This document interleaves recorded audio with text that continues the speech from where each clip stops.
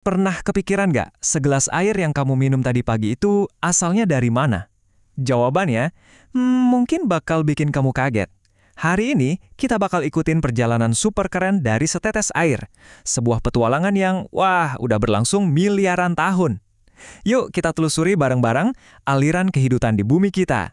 Coba deh, lihat ini. Bener nggak sih air yang kita minum sekarang itu bisa jadi air yang sama yang diminum dinosaurus jutaan tahun lalu? Jawabannya, ya sangat mungkin. Serius, ini bukan cerita fiksi loh. Ini bukti betapa luar biasanya siklus air di planet kita.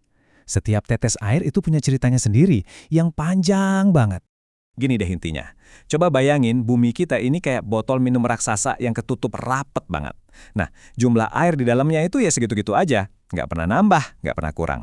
Air yang sama itu ya cuma muter-muter aja, dari laut jadi awan, turun ke darat, balik lagi ke laut.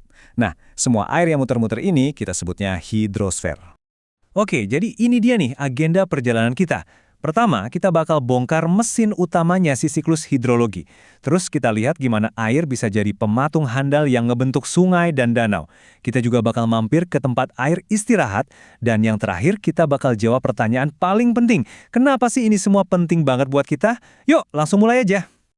Oke, kita masuk bagian pertama, siklus hidrologi. Anggap aja ini tuh mesin utamanya planet kita.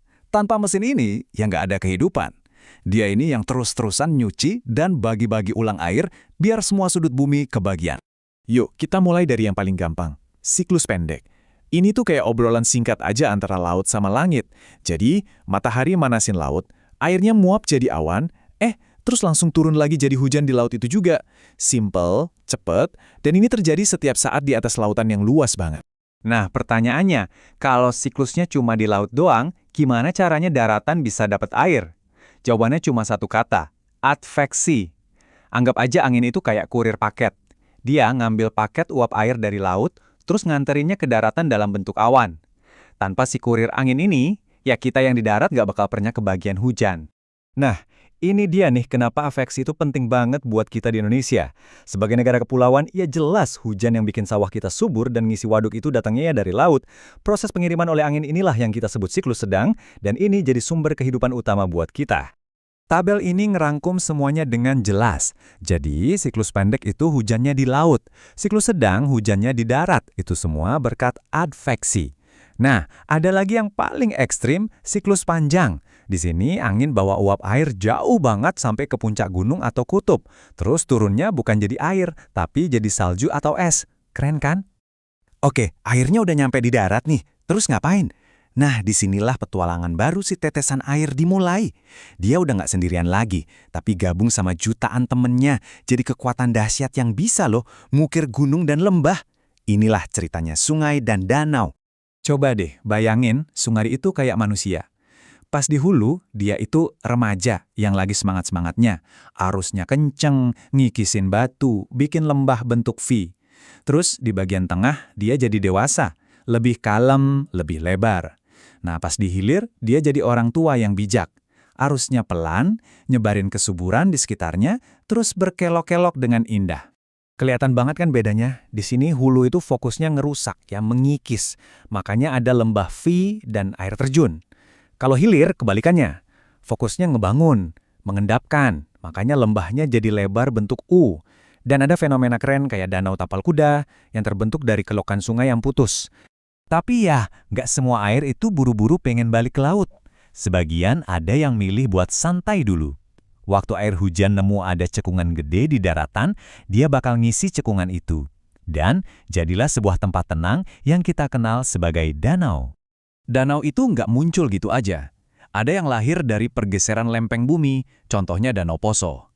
Ada juga yang lahir dari amarah gunung berapi, kayak Danau Batur yang ada di kawah gunung. Dan ada yang paling epik nih, gabungan keduanya, kayak Danau Toba. Itu hasil dari letusan supervulkan yang akhirnya jadi danau tektovulkanik terbesar di dunia. Sekarang kita coba intip perjalanan air yang lebih kalem. Fase di mana dia kayaknya lagi istirahat, ngeresap ke tanah, atau ngegenang di permukaan. Walaupun kelihatannya diem, perannya buat kehidupan tuh sama pentingnya loh.